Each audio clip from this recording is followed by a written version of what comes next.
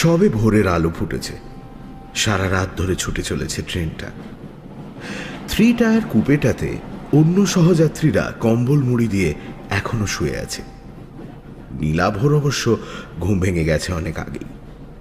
নামতে হবে তাকে। জানলার বাইরে তাকিয়েছিল নীলাভ। ভোরের আলো ধীরে ধীরে ছড়িয়ে পড়ছে বাইরের পৃথিবীতে। যতদূর চোখ যায় ফাঁকা জমি, মাঝে মাঝে চোখে পড়ছে ছোট ছোট টিলা, কোথাও কোথাও একলা দাঁড়িয়ে থাকা কোনো গাছ। এই ট্রেন মধুপুর যাবে। নীলাভ অবশ্য মধুপুর যাবে না, তার আগে একটা ছোট হল্ট স্টেশনে নামবে। কর্ড লাইন ধরে একটু ঘুরপথে মধুপুর যায় এ ট্রেন। এই লাইনেই সেই হল্ট স্টেশনটা। যে জায়গাতে নীলাভ যাচ্ছে সে জায়গাতে এর আগে সে কোনোদিন যায়নি। হয়তো কোনোদিন যেতও না যদি না সেদিন পরিতোষের কাছ থেকে ব্যাপারটা শুনত। নীলাভ একজন ইলাস্ট্রেটর, ছবি আঁকিয়ে বিভিন্ন বই পত্রপত্রিকায় ছবি আঁকার কাজ করে। ফি হপ্তায় প্রতি শনিবার বই পাড়া অর্থাৎ কলেজ স্ট্রিটে এক প্রকাশকের ঘরে নীলাভ পরিতোষের মতো কয়েকজন ছবি আঁকিয়ে আড্ডা জমায়। সেখানেই মাসখানেক আগে আড্ডার মধ্যে হঠাৎই পরিতোষ বলেছিল, কদিন আগে মধুপুর গিয়েছিলাম একটা আর্ট এক্সিবিশনে। ফেরার পথে সিগন্যাল না পেয়ে শিমুলপুরের নামে একটা ছোট হল স্টেশনে গাড়ি থেমেছিল। ট্রেনে মধুপুরের এক বাঙালি ভদ্রলোকের সঙ্গে পরিচয় হয়েছিল। তার সঙ্গে প্ল্যাটফর্মে চা খেতে নেমেছিলাম। আমি যে একজন ইলাস্ট্রেটর সে পরিচয় দিয়েছিলাম ভদ্রলোককে। চা খেতে খেতে সেই ভদ্রলোক দূরে একটা বাড়ি দেখিয়ে বললেন, আপনি তো ইলাস্ট্রেটর, ওই যে দূরে বাড়িটা দেখছেন ওই বাড়িটাতে একটা ইলাস্ট্রেটর থাকতেন। কলকাতার নানা বড় বড় কাগজে বইপত্রে ছবি আঁকতেন ভদ্রলোক।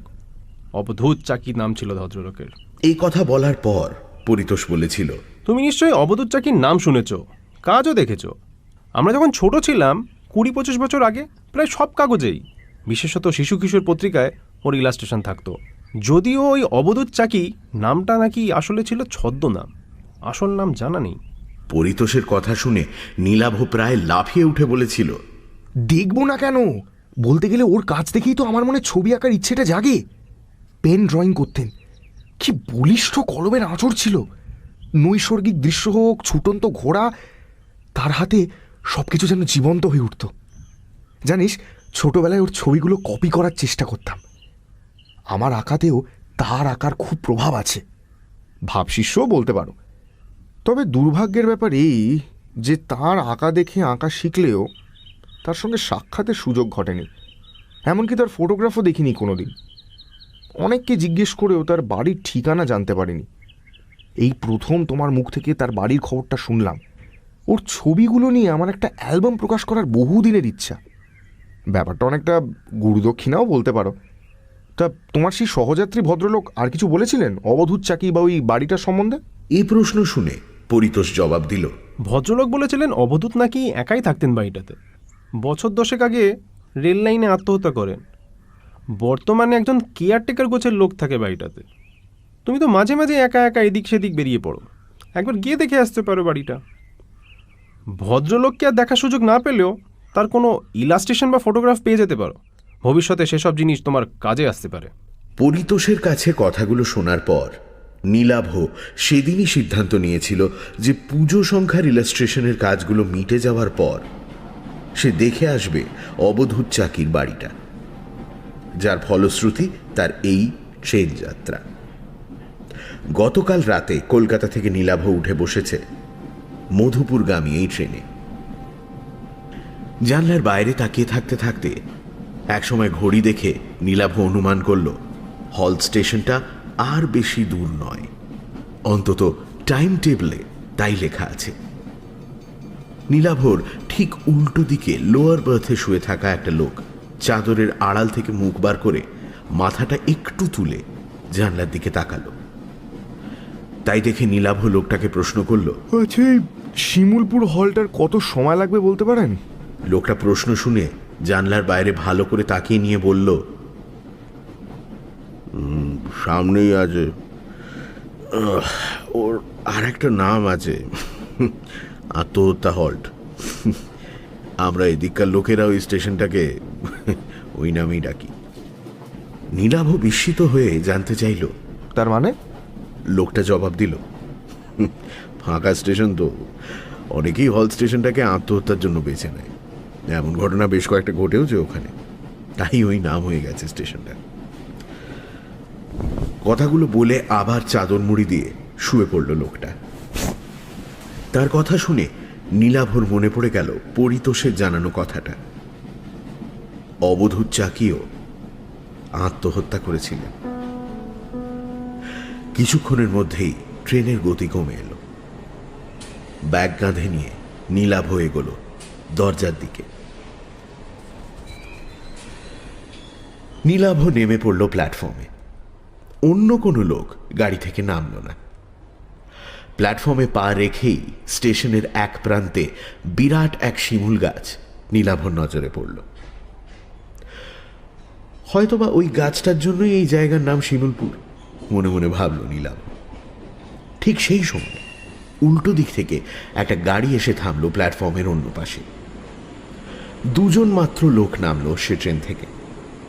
ভোরবেলা সারাদিনে একবার মাত্র একই সময় আপ ডাউন দুটো গাড়ি একই সময় ওখানে এসে থামে। বেশ কয়েক জোড়া এক্সপ্রেস ট্রেন এই লাইনে চললেও তারা এখানে থামে না। দুটো ট্রেনই আধ মিনিটের জন্য প্ল্যাটফর্মে থেমে পরপর হুইসল বাজিয়ে প্ল্যাটফর্ম ছেড়ে চলে গেল। ফিরতি ট্রেনটা পরদিন এ সময় এখান থেকেই ধরবে নীলাভ। আজ রাতে মাথা গোঁজার মতো একটা আস্তানা খোঁজার দরকার নীলাভর। অন্য ট্রেন থেকে যে দুজন লোক নামলো তাদের দেখে নীলাভর স্থানীয় মানুষ বলেই মনে হচ্ছে।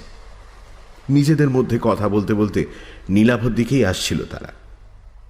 নীলাভ তাদের উদ্দেশ্যে বলল, আচ্ছা, এখানে কাছাকাছি কি থাকার জন্য কোনো হোটেল বা ধর্মশালা কিছু আছে? প্রশ্ন শুনে একজন মৃদু থমকে দাঁড়িয়ে জবাব দিলেন, না, এখানে কোনো হোটেল ফোটেল হবে না। তারপর নীলাভর প্রতি কোনো আগ্রহ না দেখিয়ে নিজেদের মধ্যে কথা বলতে বলতে এগিয়ে গেলেন। কিছুক্ষণের মধ্যেই প্ল্যাটফর্মে একলা দাঁড়িয়ে রইল নীলাভ। একজনও লোক নেই প্ল্যাটফর্মে বা তার বাইরে, এমনকি কোনো চেকার বা রেল কর্মচারীও নয়। টিকিট কাউন্টারের মতো একটা ঘর আছে বটে, তবে সেটা বাইরে থেকে তালাবন্ধ। ভালো করে প্ল্যাটফর্মে বাইরে তাকাতেই বেশ কিছুটা দূরে একটা বাড়ি চোখে পড়ল তার। সামনেই দুর্গাপুজো। রেল লাইনের গায়ে আর দুপাশে জায়গায় জায়গায় কাশফুলের ঝাড়। তার মধ্যে দিয়ে একটা পায়ে চলা পথ এগিয়ে গেছে বাড়িটার দিকে। আরো একটা শিমুল গাছ আছে সেদিকে। নিশ্চয়ই ওই বাড়িটা অবধূত চাকিরই হবে, কারণ পরিতোষও প্ল্যাটফর্মে দাঁড়িয়ে বাড়িটা দেখতে পেয়েছিল। ও বাড়িটা ছাড়া অন্য কোনো ঘর বাড়িও চোখে পড়ছে না। তাহলে আগে ওখানেই যাওয়া হোক। এই কথা ভেবে নিয়ে নীলাভ প্ল্যাটফর্মের ঢাল বেয়ে নেমে বাড়িটার দিকে যাবার পথ ধরল। বেশ কয়েকটা বাঁক নিয়ে পায়ে চলা পথটা বাড়িটার দিকে গেছে। কিছুটা এগোবার পরে একটা ছোট নালা চোখে পড়ল একটা বাঁক পেরিয়ে। তীর তীর করে জল বইছে তাতে। মাত্র হাত দশেক চওড়া হবে সেটা। বাঁশের একটা সাঁকো রয়েছে তার উপর দিয়ে। একদিক থেকে এসে অন্যদিকে কাশের বনের আড়ালে হারিয়ে গেছে সেটা। আরো কিছুটা এগিয়ে অন্য একটা বাঁকের মুখে শিমুল গাছের কাছে উপস্থিত হলো নীলাভ। সেখান থেকে বাড়িটা খুব কাছে।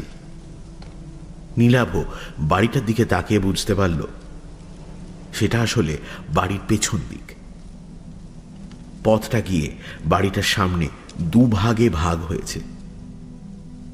একটা পথ গিয়ে থেমেছে বাড়ির পেছনে একটা দরজার সামনে। অন্য পথটা বাড়িটাকে বেড় দিয়ে সম্ভবত তার সদর দরজাতে গিয়ে পৌঁছেছে। নীলাভ ঠিকই অনুমান করেছিল। বাড়িটার কাছে গিয়ে সে দ্বিতীয় পথটা ধরে পৌঁছে গেল বাড়িটার সামনের অংশে। বেশ বড় পুরনো লাল ইটের তৈরি চওড়া দেওয়ালের একটা বাড়ি। সামনে ধামলা টানা বারান্দায় বড় বড় দরজা জানলা, যদিও সেগুলো বর্তমানে বন্ধ। একসময় মধুপুর বা তার আশেপাশের অঞ্চলগুলোতে হাওয়া বদলের জন্য এমন বাড়ি বানিয়ে রাখতেন পয়সাওয়ালা বাঙালিরা। হয়তোবা তেমনই কেউ 70 বা 100 বছর আগে বানিয়েছিল ওই বাড়িটা। নীলাভর এমনই মনে হলো। বাড়িটার সামনে কাউকে না পেয়ে নীলাভ একটু ইতস্তত করে বারান্দায় উঠে এলো। টানা বারান্দার এক পাশে বেশ কয়েকটা তালাবন্ধ ঘর, মাথার উপর কড়িবর্গা থেকে পায়রার ডাক শোনা যাচ্ছে। বারান্দায় উঠেও কাউকে না দেখতে পেয়ে নীলাভ হাঁক দিল, বলছি, বাড়িতে কেউ আছেন? আমি কলকাতা থেকে এসেছি, কেউ আছেন? বার কয়েক হাঁক দেবার পর বারান্দার শেষ প্রান্তের একটা দরজা খুলে গেল। একটা লোক সেই ঘর থেকে বেরিয়ে ধীর পায়ে এসে দাঁড়ালো নীলাভর সামনে। বছর 50 হবে লোকটা। মাঝারি গড়ন, মাথায় কদম ছাঁট চুল, পরনে ধুতি আর ভতুয়া, খালি পা। লোকটা সম্ভবত স্থানীয় দেহাতি মানুষ হবে। নীলাভকে দেখে মৃদু বিস্মিতভাবে সে প্রশ্ন করল, কি চাই? প্রশ্নটা কিন্তু সে বাংলাতেই করল। নীলাভ জবাব দিল, নমস্কার, আমি কলকাতা থেকে আসছি। আচ্ছা, এটাই কি অবধূত চাকির বাড়ি, যিনি ছবি আঁকতেন? লোকটা উত্তর দিল, হ্যাঁ, উনারই বাড়ি, তবে উনি তো নেই। নীলাভ বলল, হ্যাঁ, সেটা জানি, কিন্তু আপনি? আমার নাম মিছরিলাল। এক সময় বাবু মানে আপনাদের অবধূত চাকির দেখাশোনা করতাম। উনি মারা যাওয়ার পরে বাড়িটা দেখাশোনা করি। বাবু তো বিয়ে করেননি, মরার আগে আমার নামে বাড়িটা কাগজ দিয়ে গেছিলেন। নীলাভ বলল, আচ্ছা, তবে আপনি এখন এ বাড়ির মালিক, এ বাড়িতেই থাকেন? তা বলতে পারেন, তবে আমি রাতে এখানে থাকি না। 2 মাইল দূরে আমার গাঁও, ওখানে থাকি। আপনি কেন এখানে এসেছেন বলুন তো? আসলে আমি ওর আঁকার খুব ভক্ত। ছেলেবেলা থেকেই ওর আঁকা দেখে ছবি আঁকা শিখেছি, আর এখানে ওর বাড়ি আছে জেনে ছুটে এসেছি। এই বাড়িটা বলতে গেলে আমার কাছে তীর্থস্থানের মতো। আপনি ছবি আঁকেন? কথাটা বলার পর কেমন যেন একটা দুর্বোধ্য হাসি ফুটে উঠল লোকটার মুখে। নীলাভ বলল, আচ্ছা, এই বাড়িতে নিশ্চয়ই ওর আঁকা ছবি আছে, আমাকে দেখাবেন সেগুলো? প্রশ্ন শুনে মিছরিলাল কয়েক মুহূর্ত চুপ করে থাকার পর জবাব দিল, না, উনার আঁকা ছবি এই বাড়িতে নাই। কথা শুনে নীলাভ আরো বিস্মিতভাবে বলল, নেই মানে? লোকটা জবাব দিল, কলকাতা থেকে পাকাপাকিভাবে বাড়িতে চলে আসার পর উনি আর কোনোদিন ছবি আঁকেননি। আগের আঁকা সব ছবি এ বাড়িতে ছিল, সব তিনি পুড়িয়ে দেন। কথা শুনে নীলাভ আরো বিস্মিতভাবে বলল, পুড়িয়ে? পুড়িয়ে কেন দিয়েছিলেন? মিছরিলাল প্রশ্ন শুনে যেন মৃদু রুষ্টভাবেই বলল, ওসব কথা জেনে কাজ নেই, আর কিছু বলবেন? নীলাভ মৃদু বিমর্ষভাবে বলল, আচ্ছা, ওর কোনো ফটোগ্রাফ আছে এই বাড়িতে? আপনি তো ওর দেখাশোনা করতেন, যদি ওর সম্বন্ধে কিছু বলেন আমাকে। না, বাবুর কোনো ফটোগ্রাফও নেই এ বাড়িতে, কোনো দিন ছিল না। বাবু ভালো লোক ছিলেন, আর কিছু বলার নেই আমার। মিছরিলালের কথা ও বাচনভঙ্গি দেখে নীলাভ বুঝতে পারল লোকটা এ ব্যাপারে তার সঙ্গে বিশেষ কথা বলতে চায় না। নীলাভ বেশ আশাহত হলো তার ব্যবহারে। তবু সে অবধূত চাকির সম্বন্ধে শেষ প্রশ্নটা করল, ওর আসল নাম কি ছিল যদি বলেন? মিছরিলাল এবারও তাকে নিরাশ করে বলল, সে নাম আমি জানি না, আপনি এখন আসেন। না, এরপর আর এ বাড়িতে থাকা যায় না। আশাভঙ্গ হয়েছে নীলাভর। কলকাতা থেকে এতদূর ছুটে আসাটাই বলতে গেলে ব্যর্থ হলো তার। শুধু বাড়িটাতেই যা পা রাখতে পারল সে। তবে আজ আর তার কলকাতায় ফেরার উপায় নেই। রাতে মাথা গোঁজার জন্য একটা আস্তানা দরকার। তাই সে লোকটাকে বলল, আচ্ছা, এখানে কোনো হোটেল, ধর্মশালা বা মাথা গোঁজার জন্য কোনো ঘর ভাড়া পাওয়া যাবে? কাল ভোরের আগে তো আমার ট্রেন নেই। এই বাড়িটা দেখার জন্য আর অবধূত চাকির সম্বন্ধে জানার জন্যই কলকাতা থেকে ছুটে এসেছিলাম। এই জায়গা বা এখানে কাউকেই চিনি না আমি। লোকটা বলল, না, এখানে কোনো হোটেল বা ধর্মশালা নেই। আমি যেখানে থাকি ও গাঁও এখান থেকে 3 মাইল দূরে, ওখানে কেউ ঘর ভাড়া দেয় না। প্ল্যাটফর্মে চলে যান। ভাগ্য ভালো থাকলে সিগন্যাল না পেয়ে কোনো গাড়ি থামলে সে গাড়িতে উঠে মধুপুর চলে যান, নইলে কাল ভোরের ট্রেনের জন্য অপেক্ষা করতে হবে। কিন্তু এভাবে কি ভাগ্যের জন্য অপেক্ষা করে প্ল্যাটফর্মে বসে থাকা যায় নাকি? মহা সমস্যায় পড়ল নীলাভ। হঠাৎ তার মাথায় একটা বুদ্ধি খেলে গেল। সে মিচরিলালকে বলল, আচ্ছা, এই বাড়িতে একটা ঘরে থাকা যায় না?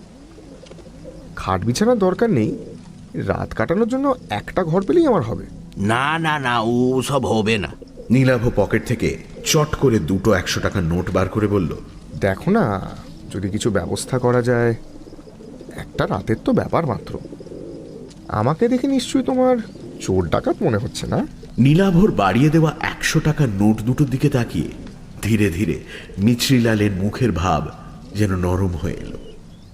সে বলল, না, চোর ডাকাত মনে হচ্ছে না। তাছাড়া এ বাড়িতে চুরি ডাকাতি করার মতো কিছু নাই। শেষ সময় বাবুর আমদানি ছিল না, বাড়ির জিনিসপত্র বেচেই তিনি খেতেন। কিন্তু আমি তো বিকেল হলেই ফিরে যাব, আপনি একেলে বাড়িতে। যদি তার মনের ভাব আবার কঠিন হয়ে যায়, তাই মিচরিলালকে আর কথা শেষ করতে না দিয়ে নোট দুটো তার হাতে গুঁজে দিয়ে নীলাভ বলল, না না, একলা থাকতে আমার কোনো অসুবিধা হবে না। কোন ঘরে থাকবো? মিচরিলাল একটু দোনামোনা করে শেষ পর্যন্ত বলল, ঠিক আছে, আসুন। আমি যে ঘরে থাকি সে ঘরেই থাকবেন। বারান্দা দিয়ে একটু এগিয়ে নীলাভকে নিয়ে একটা ঘরে ঢুকলো মিচরিলাল। আসবাব বলতে ঘরের মাঝখানে একটা তক্তপোষ রাখা আছে, আর ঘরের কোণে রাখা আছে একটা কুঁজো আর গ্লাস। খোলা জানলা দিয়ে বাইরের জমিতে কাশবন দেখা যাচ্ছে। নীলাভর ব্যাগে চাদর, মোমবাতি, বেশ কয়েকটা বিস্কুটের প্যাকেট রয়েছে। একটা রাত নীলাভর এখানে থাকতে বিশেষ সমস্যা হবে না। মিচরিলাল তাকে ঢুকিয়ে ঘরের বাইরে বেরিয়ে গেল। বিকেল পর্যন্ত সময়ের কিছুটা সময় ঘুমিয়ে আর কিছুটা সময় একটা গল্পের বই পড়ে কাটিয়ে দিল নীলাভ। বিকেলবেলা সূর্যের তেজ কমলে নীলাভর মনে হলো বাইরে থেকে একবার ঘুরে আসা যাক। ঘরের বাইরে বারান্দায় বেরোতেই নীলাভ দেখতে পেল মিচরিলাল দাঁড়িয়ে আছে। নীলাভকে দেখে বলল, আমি এখন ফিরে যাব। বারান্দা থেকে একসঙ্গেই বাড়ির বাইরে নেমে এলো তারা দুজনে। মিচরিলাল অন্যদিকে চলে যেতে গিয়েও একটু থমকে দাঁড়িয়ে প্রথমে বলল, अंधेरा होने के पहले लौट आइएगा, और राते ঘরের বাইরে বেরোবেন না। কেন? এখানে চোর ডাকাতের উপদ্রব আছে নাকি? नहीं, वो नहीं, पर তবে কি ভূত প্রেতের ভয়? আমার কিন্তু ওসবে একদম বিশ্বাস নেই। কথাটা শুনে কয়েক মুহূর্ত নীলাভর দিকে তাকিয়ে রইল মিচরিলাল। তারপর ধীরে ধীরে এগোলো তার গ্রামে ফেরার জন্য। নীলাভ এগোলো তার উল্টো দিকে, যেদিকে রেল স্টেশন আছে সেই দিকে, যদি কোনো লোকজনের দেখা মেলে সেই আশায়। প্ল্যাটফর্মে উঠে এলো নীলাভ, কিন্তু একই রকম জনশূন্য রেল স্টেশন, একটা লোকও নেই কোথাও। তবে দিন শেষের আলোতে বেশ সুন্দর লাগছে চারপাশ। দিগন্ত বিস্তৃত কাশের বন রাঙা হয়ে উঠেছে বিদায়ী সূর্যের আভাতে। মৃদু বাতাসে তাদের মাথাগুলো দুলছে। রেল লাইনের মাথার উপর বিদ্যুতের তারে দোল খাচ্ছে ফিঙের ঝাঁক। এঁকে বেঁকে একসময় ছোট হতে হতে হারিয়ে গেছে দুপাশের রেল লাইন। নির্জন প্ল্যাটফর্মে একটা বেঞ্চে এসে বসল নীলাভ। তার মনে হলো হয়তোবা এরকম বিকেলে এখানেই বসেছিলেন অবধূত। এখানে বসেই হয়তো তিনি তার ছবির কথা ভাবতেন। বাড়িটাতে তার কোনো ছবি না পেলেও বাড়িটা তো দেখা হলো নীলাভর, সেটাই বা কম কি। পরদিন ভোরে বাড়িটা ছাড়ার সময় মোবাইল ফোনের ক্যামেরায় বাড়িটার একটা ছবি তুলে রাখতে হবে। মনে মনে নানা কথা ভাবতে লাগলো নীলাভ। বেশ কিছুক্ষণ বেঞ্চে বসে থাকার পর নীলাভ খেয়াল করল সূর্য প্রায় ডুবে গেছে, আলো মরে যেতে শুরু করেছে। এবার ফিরতে হবে তাকে। বেঞ্চ থেকে উঠে দাঁড়িয়ে ফেরার জন্য পা বাড়াতে যাচ্ছে নীলাভ, ঠিক সেই সময় তার চোখে পড়ল প্ল্যাটফর্মে যেদিকে শিমুল গাছটা আছে সেদিক থেকে প্ল্যাটফর্মে উঠে আসছে একজন লোক। লোকটা এগিয়ে এসে নীলাভর সামনে থমকে দাঁড়ালো। তার পরনে ধুতি পাঞ্জাবি, চোখে কালো ফ্রেমের চশমা, ফর্সা গোলগাল চেহারা, বয়স মনে হয় 60 পেরিয়ে গেছে, মাথার চুলে পাক ধরেছে। লোকটা প্রথমে হিন্দিতে জানতে চাইল, आप क्या यहाँ ट्रेन पकड़ने आए हैं? पर इतनी रात को तो यहाँ कोई ट्रेन नहीं आती। নীলাভ তার ভাঙা ভাঙা হিন্দিতেই জবাব দিল, नहीं नहीं, यहाँ एक জায়গা है ना, वो वहाँ मैंने रुका था। आई नो कि এখন ট্রেন নেই, সো এই বিকেলবেলা থোড়া ঘুমনে। নীলাভর অপটু হিন্দি আর তার মধ্যে বাংলা টান দেখেই সম্ভবত ভদ্রলোক বুঝতে পারলেন নীলাভ বাঙালি। মৃদু হেসে বললেন, বাঙালি মনে হচ্ছে। আরে আমিও তো বাঙালি। তার কথা শুনে নীলাভ হেসে ফেলে বলল, আরে দূর মশাই, হিন্দি কি কেউ সাদে বলে নাকি? বাঙালি, কলকাতা থেকে আজই এসেছি, আবার কাল ভোরের ট্রেনেই ফিরে যাব। লোকটা এবার হাত জোড় করে নীলাভকে নমস্কার করে বলল, ও নমস্কার, আমার নাম অনিকেত চট্টোপাধ্যায়, স্থানীয় লোক, এখানেই থাকি। আপনি কোথায় এসেছেন এখানে? নীলাভ প্রতি নমস্কার জানিয়ে বলল, নমস্কার, আমার নাম নীলাভ বাগচি। আমি ইলাস্ট্রেটর, মানে ওই বই পত্রপত্রিকায় ছবি আঁকার কাজ করি আর কি। এখানে অবধূত চাকি নামে এক বিখ্যাত শিল্পীর বাড়ি আছে, ওই যে ওইখানে যে বাড়িটা আছে ওইটা। আমি ওই বাড়িটাই দেখতে এসেছি, রাতটুকু ওখানেই থাকবো। কথাটা শুনে ভদ্রলোক বললেন, আমি এটাই অনুমান করেছিলাম যে আপনি ওখানেই এসছেন, অবধূত বাবুর বাড়ি। আচ্ছা, আপনার সঙ্গে তার পরিচয় ছিল? বিলক্ষণ ছিল। কথাটা শুনে নীলাভ আগ্রহী হয়ে বলল, তাই নাকি? তা তার সম্বন্ধে কিছু জানাবেন আমাকে? তাকে কোনোদিন না দেখলেও বলতে গেলে তিনি আমার শিক্ষাগুরু ছিলেন। পত্রপত্রিকায় ছাপা তার আঁকা দেখেই বলতে পারেন যা কিছু শিখেছি আর কি। কি আর বলবো, ভালো মানুষ ছিলেন, ভালো ছবি আঁকতেন। শেষ জীবনে অবশ্য আঁকা ছেড়ে দিয়েছিলেন। আর কিছু তার ব্যক্তিগত জীবন সম্পর্কে কোনো তথ্য? শেষ জীবনে অবসাদে ভুগছিলেন, আত্মহত্যা করেন। তবে মৃত মানুষের ব্যক্তিগত জীবন নিয়ে আমি আলোচনা করি না। তা তো বটেই নিশ্চয়ই। জানেন, অনেক আশা নিয়ে এসেছিলাম এখানে, যদি তার কোনো ছবি টবি দেখা যায়। কিন্তু তা দেখতে পেলাম কই। শুনলাম ওর সব আঁকা নাকি উনি পুড়িয়ে দিয়েছিলেন। অনিকেতবাবু প্রথমে জবাব দিলেন, ঠিকই শুনেছেন। তারপর একটু চুপ করে থেকে বললেন, তবে ওর শেষ আঁকার খাতাটা কিন্তু ওই বাড়িতেই আছে, কিছু ছবিও আছে তাতে। কথাটা শুনেই নীলাভ বিস্মিতভাবে বলল, তাই নাকি? কিন্তু ও বাড়িতে মিছরিলাল বলে যে লোকটা থাকে সে তো কিছু বললো না আমাকে। হ্যাঁ, খাতাটা আছে। মিছরিলাল খুব ভালোবাসতো অবধূত বাবুকে। ওই খাতাটাই তার কাছে অবধূত বাবুর শেষ স্মৃতি। খাতাটা পাছে কেউ হাতিয়ে নেয় বা খাতাটা যদি কোনো ক্ষতি হয়, সেই জন্য খাতাটা কাউকে দেখাতে চায় না। ইস, ছবিগুলো যদি একবার দেখা যেত। ভদ্রলোক কয়েক মুহূর্ত স্থির দৃষ্টিতে নীলাভর দিকে তাকিয়ে থেকে বললেন, আপনি ছবির খাতাটা সত্যিই দেখতে চান? তাহলে সে ব্যবস্থা আমি করতে পারি। নীলাভ বলে উঠল, হ্যাঁ, অবশ্যই দেখতে চাই। আপনি আপনি ব্যবস্থা করবেন? তার আঁকা দেখার জন্য যখন আপনি এত দূর ছুটে এসেছেন, তখন সে সাহায্য আমি না হয় করব।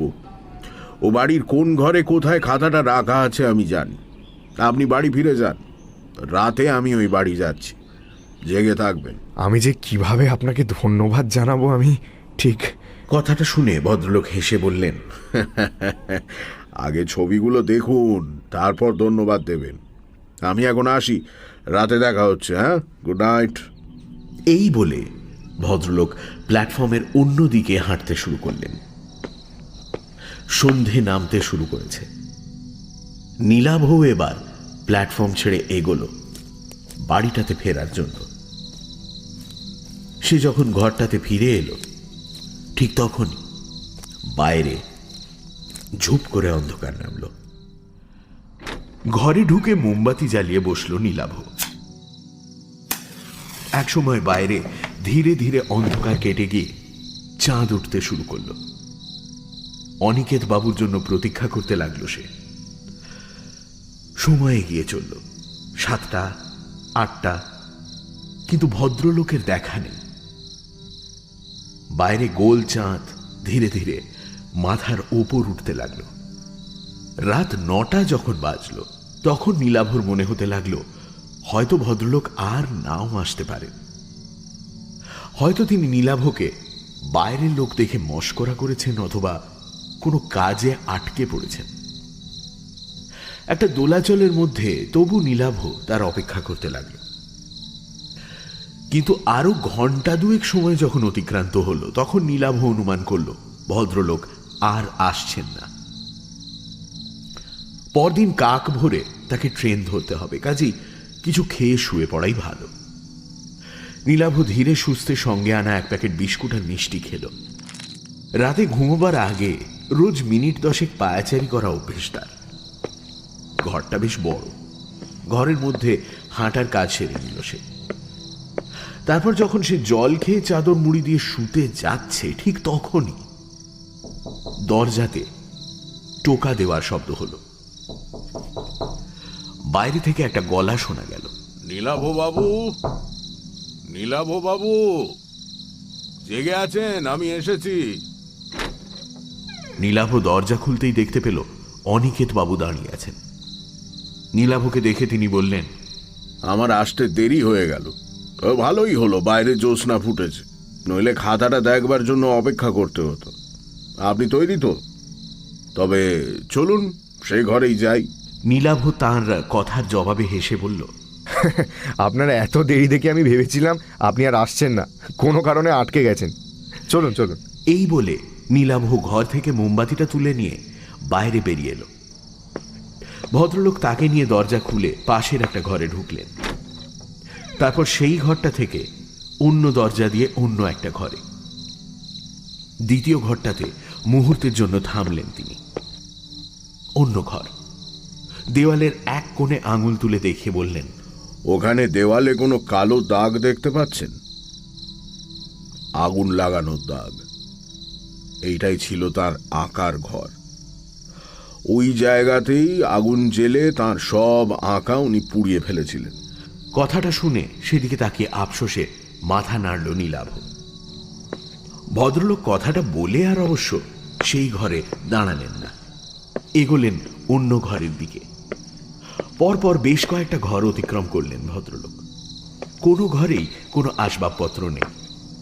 ভদ্রলোক যেভাবে একটার পর একটা দরজা দিয়ে ঘরগুলো অতিক্রম করলেন তাতে নীলাভ বুঝতে পারল যে এ বাড়ির সবকিছুই ভদ্রলোক চেনেন।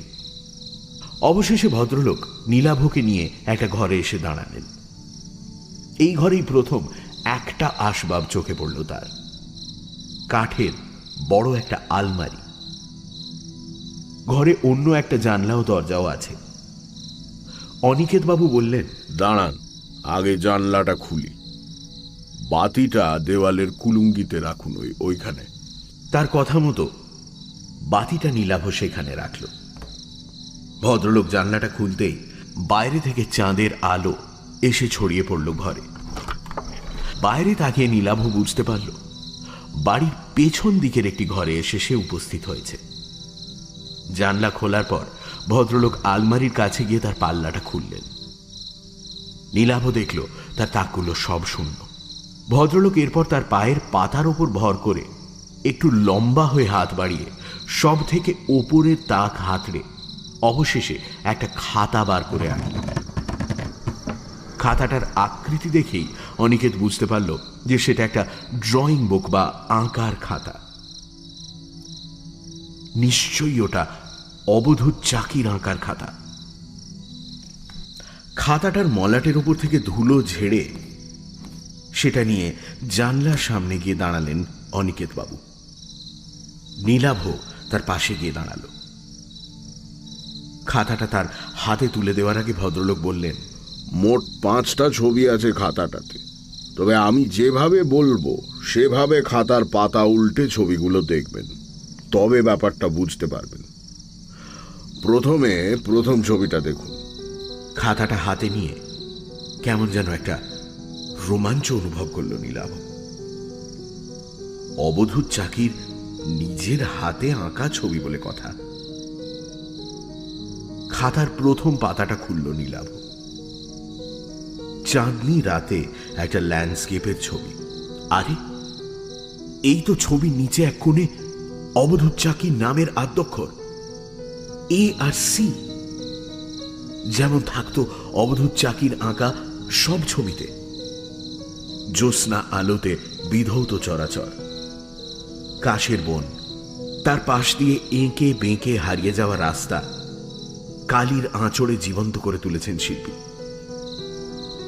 চাঁদটা এত সুন্দর যেন সে সত্যি খাতার ভেতর থেকে আলো ছড়াচ্ছে। তন্ময়ভাবে খাতাটার দিকে তাকিয়ে রইল নীলাভ। এমন সময় অনিকেত বাবু বললেন, একবার জানলার বাইরে তাকান। নীলাভ তাকালো। তারপর ব্যাপারটা বুঝতে পেরে হতবাক হয়ে গেল বিস্ময়ে। বাইরের দৃশ্যটাই যেন ক্যামেরাতে তোলা ফটোগ্রাফের মতো নিখুঁতভাবে ধরা আছে খাতাটায়। একই কাশের বন, তার মাঝখান দিয়ে এঁকে বেঁকে চলা রাস্তার প্রতিটা বাঁক, এমনকি এই মুহূর্তে চাঁদের অবস্থানটাও হুবহু একই রকম। যেন এই মুহূর্তে ওখানে দাঁড়িয়েই ছবিটা এঁকেছেন শিল্পী। নীলাভ বলল, অবিশ্বাস্য, অবিশ্বাস্য। অনিকেত বাবু বললেন, এর পরের ছবিগুলো বোঝার জন্য আমাদের বাইরে যেতে হবে। ঘরের পেছনে দরজাটা খুলে রাস্তায় নামলেন ভদ্রলোক। নীলাভ খাতাটা নিয়ে তাকে অনুসরণ করল।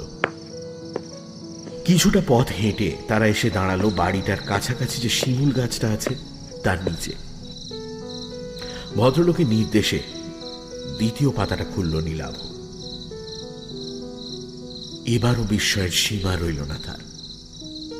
যেন এখনই আঁকা হলো ছবিটা। সেখানে দাঁড়িয়ে পেছনের দিকে বাড়িটা, আর একটু এগিয়ে সাঁকোটা যেমন ভাবে দেখা যাচ্ছে, খাতাতেও হুবহু যেন তেমনই আঁকা। এমনকি বাড়ির পেছনের দরজাটা যে খোলা তাও ছবিটাতে স্পষ্ট বোঝা যাচ্ছে। ভদ্রলোক তাকে কেন বাইরে আনলেন তা এবার বুঝতে পারল নীলাভ। শিমুল গাছের তলা ছেড়ে তারা এরপর এগোলো সামনের দিকে। এসে থামল সাঁকোটার ওপর। তৃতীয় পাতার ছবিটার সাথে এই জায়গার হুবহু মিল। বাড়িটা অনেক দূরে সরে গেছে। রেল লাইনের দিকটা কিছুটা চোখে পড়ছে এবার। অনিকেত বাবু বললেন, চাঁদের অবস্থানটা খেয়াল করুন। আমাদের এগোবার কারণে আমাদের কাছে চাঁদের অবস্থান যেমন বদলাচ্ছে, ছবিতেও কিন্তু তেমনই বদলাচ্ছে। নীলাভ বুঝতে পারল ভদ্রলোকের কথাগুলো 100% সত্যি। কিন্তু এই মুহূর্তে এখানে দাঁড়িয়ে কেউ যদি ছবিটা না আঁকে তবে তা কিভাবে সম্ভব? অনিকেত বাবু যেন মৃদু হাসলেন। ছবির অন্য পাতা দুটো দেখার আকর্ষণে নীলাভ আবার অনুসরণ করল তাকে। তারা এরপর যে জায়গায় এসে দাঁড়ালো সেখান থেকে প্ল্যাটফর্ম আর রেল লাইন স্পষ্ট দেখা যাচ্ছে। অনেক পেছনে দেখা যাচ্ছে ফেলে আসা বাড়িটা। চতুর্থ ছবিটাতে তেমনই আঁকা রয়েছে, যেন সময়ের সাথে সাথে খাতার পাতায় ছবি এঁকে চলেছে কেউ। নীলাভর বিস্ময়ের সীমা নেই বুঝতে পেরে অনিকেত বাবু এবার স্পষ্ট হেসে বললেন, এই খাতার শেষ ছবিটাই আসল ছবি। সেটা দেখলে বুঝতে পারবেন ছবি কতটা জীবন্ত হয়ে উঠতে পারে, কত বড় শিল্পী ছিলেন অবধূত। এই বলে তিনি এগোলেন রেল লাইনের দিকে। শেষ ছবিটা দেখার অমোঘ আকর্ষণে মন্ত্রমুগ্ধের মতো তার পেছনে হাঁটতে লাগলো নীলাভ। রেল লাইনে উঠে এলো তারা। অনিকেত বাবু বেশ কিছুটা দূরে রেল লাইনের গায়ে একটা ইলেকট্রিক পোস্ট দেখিয়ে দিয়ে বললেন, রেল লাইনের মধ্যে দিয়ে হাঁটতে হাঁটতে সোজা ওই পোস্টের সামনে গিয়ে লাইনের মাঝখানে দাঁড়িয়ে খাতাটা খুলবেন। তিনি যে কত বড় শিল্পী ছিলেন তবে তা বুঝতে পারবেন।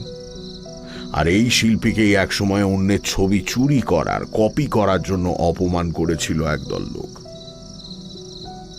অবধূত চাকির কারো ছবি কপি করার প্রয়োজন হতো না। নীলাভ বিস্মিত হয়ে ভদ্রলোকের শেষ কথাগুলো শুনল। এরপর তিনি বললেন, যান, ওই জায়গাতে গিয়ে শেষ ছবিটা দেখে আসুন। রেল লাইনের পাথরের ওপর দিয়ে আমার হাঁটতে অসুবিধা হয়, নইলে সঙ্গে যেতাম। নীলাভ একটা তীব্র আকর্ষণ অনুভব করছে শেষ ছবিটা দেখার জন্য। মিছরিলালের হাত। মিছরিলাল দাঁড়িয়ে আছে তার পাশে। মৃত্যুর মুখ থেকে সদ্য ফিরে আসা নীলাভ হতভম্ব। নীলাভদের সামনে দিয়ে ট্রেনটা দ্রুত গতিতে সরে যাবার পরেই সে দেখতে পেল লাইনের ওপাশে দাঁড়িয়ে আছেন অনিকেত বাবু। নীলাভকে জীবন্ত দেখে তার চোখে মুখে যেন ফুটে উঠেছে বিস্ময় মিশ্রিত ঘৃণার ভাব। রেল লাইনের পাশেই পড়েছিল আঁকার খাতাটা। মিছরিলাল সেটা মাটি থেকে কুড়িয়ে নিতেই রেল লাইনের ওপাশ থেকে ভদ্রলোক বললেন, মিছরিলাল, খাতাটা আমায় ফেরত দাও। মিছরিলাল জবাব দিল, না, এ খাতা আমি দিব না বাবু। প্রতিশোধ নেওয়া তো অনেক হলো, এ কাজ আমি করতে দিব না আপনাকে। অনিকেত বাবু এবার কাতর স্বরে বলে উঠলেন, না না, তুমি খাতাটা আমায় দাও, তুমি খাতাটা আমায় দাও। তুমি জানো না এই শহরের মানুষগুলো আমায় কত অপমান করেছে। উল্টো দিক থেকে আর একটা এক্সপ্রেস ট্রেন আসছে। তার আলোতে আলোকিত হয়ে উঠেছে রেল লাইন। লাইনের দুপাশে দাঁড়ানো নীলাভ, মিছরিলাল আর অনিকেত বাবুকে দেখতে পেয়েই মনে হয় ঘন ঘন হুইসেল বাজাচ্ছে ট্রেনের চালক। অনিকেত বাবুর কথার জবাবে মিছরিলাল বলে উঠল, আমি সব জানি বাবু, সেজন্য দুঃখ আমার কম নয়, কিন্তু আর নেই। এই বলে সে এক অদ্ভুত কাণ্ড করে বসল। দু হাতে আঁকার খাতাটা সে ছিঁড়তে শুরু করল। আর তাই দেখে করুণ আর্তনাদ করে উঠলেন অনিকেত বাবু। না না,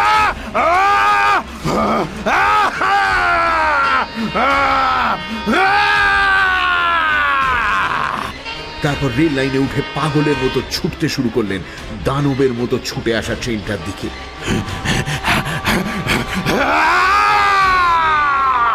ট্রেনটা এসে পড়ল ভদ্রলোকের ওপর। ভয়ঙ্কর দৃশ্যটা না দেখার জন্য শেষ মুহূর্তে চোখ বুজে ফেলেছিল নীলাভ। ভদ্রলোকের শেষ আর্তনাদ যার একবার সে শুনতে পেল। তারপর ট্রেনের ঝমঝমানি আর হুইসেলের শব্দে ঢাকা পড়ে গেল সবকিছু। ট্রেনটা বেশ দূরে চলে যাবার পর চোখ মেলল নীলাভ। তার পাশে দাঁড়িয়ে মিছরিলাল। তাদের চারপাশে ছড়িয়ে আছে ছেঁড়া খাতার টুকরোগুলো। নীলাভ ভয়ে ভয়ে তাকালো কিছুটা দূরে, যেখানে অনিকেত বাবুর ছিন্ন ভিন্ন দেহটা পড়ে থাকার কথা সেই জায়গাতে। কিন্তু সেখানে লাইন বা তার আশেপাশে কিছুই পড়ে নেই। তার মনের অবস্থা বুঝতে পেরেই সম্ভবত মিছরিলাল বলল, না, ওখানে কেউ নেই, থাকার কোথাও নয়। তবে ঠিক ওই জায়গাতেই বাবু একদিন আত্মহত্যা করেছিলেন। তার মানে আমার সঙ্গে আপনি এবার বাড়িটাতে ফিরে চলুন, ওখানে গিয়ে সব বলছি আমি আপনাকে। নীলাভর মাথার ভেতর যেন সব তালগোল পাকিয়ে যাচ্ছে। মিছরিলালের পেছনে টলতে টলতে সে এগুলো বাড়িটার দিকে। বাড়ি ফিরে সেই পেছনের ঘরটাতেই বসল তারা। বড় মোমবাতিটা তখনও জ্বলছে। ঘরটাতে ঢুকে ধাতস্থ হতে বেশ অনেকটা সময় নিল নীলাভ। মিছরিলাল বাড়ির ভেতরে কোথা থেকে যেন জল এনে খাওয়ালো নীলাভকে। মোমবাতির আলোতে বিষণ্ণ মিছরিলালের মুখ। এক সময় সে বলতে লাগলো তার কথা, টুকরো টুকরো কথা, দীর্ঘক্ষণ থেমে থেমে। আপনি তো জানেন বাবু বড় শিল্পী ছিলেন। উনার খ্যাতি ছড়িয়ে পড়েছিল চারপাশে, কিন্তু ও খ্যাতি ওনার কাল হল। একদল শিল্পী বাবু সে জ্বলতে থে। তাদের মধ্যে অনেককে বাবু নিজে আঁকা শিখিয়েছিলেন, কাজ পাইয়ে দিয়েছিলেন, কিন্তু ওনারা বাবুর বিরুদ্ধে ও ষড়যন্ত্র করনে লাগে। বাবু একবার একটা ছবি এঁকেছিলেন। তারা প্রচার করলো সেটা নাকি এক বিখ্যাত শিল্পীর ছবি থেকে চুরি করে আঁকা। বাবু সে শিল্পীর ছবি কোনোদিন দেখেনি, पर कोई कारण से দুটো ছবির মধ্যে একটু মিল ছিল, কিন্তু বাবুর কথা কেউ বিশ্বাস করলো না। কোনো अखबारे नाकि लेखा हलो बाबू चुरी करे छवि आँकें। लज्जाय अपमाने घृणाय बाबू छवि आँका छेड़े दिलेन, निजेर सब छवि पुड़िए दिलेन। আর তার মধ্যে প্রচন্ড একটা আক্রোশ তৈরি হলো শহরের মানুষের বিরুদ্ধে, বিশেষ করে যারা ছবি আঁকেন তাদের বিরুদ্ধে। আত্মহত্যা করার আগে শেষ ওই খাতাটায় ছবি এঁকেছিলেন। আমাকে বলেছিলেন আমি কত বড় শিল্পী ছিলাম, তাই খাতাটা ও ভবিষ্যতে বুঝিয়ে দিবে। এই বলে বাবু চলে গেলেন। শেষ ছবিটা আঁকার পর দিনই তিনি রেল লাইনে আত্মহত্যা করলেন। তার কথা সেদিন বুঝতে পারিনি, বাদ মে বুঝেছিলাম। এই খাতাটা অনেককে টেনে নিয়ে গেছে মৃত্যুর দিকে। লোকে ভাবে ব্যাপারটা আত্মহত্যা, কিন্তু আসল ব্যাপারটা তা নয়। আমি গরিব মানুষ, আপনি টাকাটা দেখাতে আমি লোভে পড়ে গেছিলাম, কিন্তু মনের মধ্যে একটা সন্দেহ ছিল। তাই মাঝরাতে আবার বাড়িতে ফিরে এলাম। দেখলাম আপনি নেই। ও কি হতে পারে তা অনুমান করে আমি পৌঁছে গিয়েছিলাম রেল লাইনের ধারে। अगर मैं आज वहां ना होता तो তবে তবে ওই অনিকেত বাবু। উনি বাবু। হ্যাঁ, নীলাভ এবার খেয়াল করল অনিকেত চট্টোপাধ্যায় আর অবধূত চাকি, তাদের নামের আদ্যক্ষর একই, AC। সেজন্যই নিশ্চয়ই আদ্যক্ষরে মিল থাকা ছদ্মনাম নিয়েছিলেন তিনি। ছবির নিচে স্বাক্ষর করতেন AC লিখে। মিছরিলাল বলল, ঘটনাগুলো ঘটার পর কিন্তু খাতাটা আবার এই আলমারির তাকে अपने आप से ফিরে আসতো। অনেকবার ভেবেছি খাতাটা নষ্ট করে দেব, কিন্তু পারিনি। বাবুর শেষ আঁকা, শেষ স্মৃতি। लेकिन आज আমি এই কাজ করলাম। नहीं तो एक खाता आरो अनेक मानुष के टेने निये जाबे रेल लाइने। बदला बड़ो भयंकर जिनिस बाबू, इससे किसी का भला नहीं होता। নীলাভ নিশ্চুপ। মোমবাতিটা এবার শেষ হয়ে এসেছে। নিভে যাওয়ার আগে আলোর শিখাটা কাঁপছে।